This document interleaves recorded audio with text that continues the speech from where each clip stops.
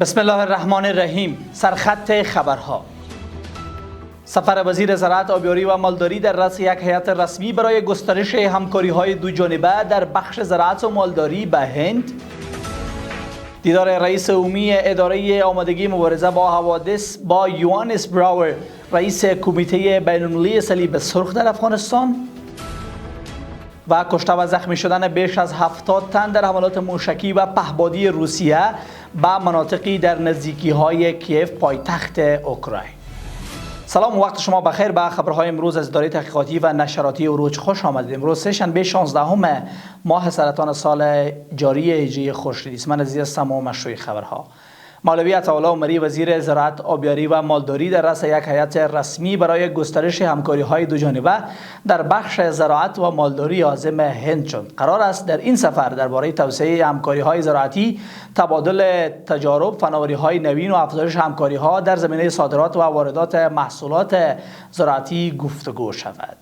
مولا نورالدین ترابی، رئیس عمومی اداره آمادگی مبارزه با حوادث با یوانس براور، رئیس کمیته بین‌المللی صلیب سرخ یا ICRC در افغانستان دیدار کرد. در این دیدار دو طرف درباره گسترش همکاری‌ها در بخش مدیریت حوادث، کمک‌های بشردوستانه، تقویت هماهنگی و حمایت از آسیب دیدگان حوادث تاکید کردند. وزارت صحت اعلام کرده است که با شرکای بین‌المللی بخش صحت در مرکز ملی عملیات اضطراری محو پولیو نشستی برگزار کرده است. در این نشست بر بهبود روند واکسین پولیو، افزایش پوشش واکسیناسیون و ادامه همکاری‌ها برای جلوگیری از گسترش این ویروس تاکید شده است. و در واپسین خبرگزاری اسوسییتد پرس به نقل از مقام‌های اوکراینی گزارش داده است که روسیه با موشک‌ها و پهپادها حملات گسترده‌ای را علیه اوکراین انجام داده است. به گفته مقام‌های اوکراینی، در نتیجه این حملات در مناطق اطراف پایتخت کیف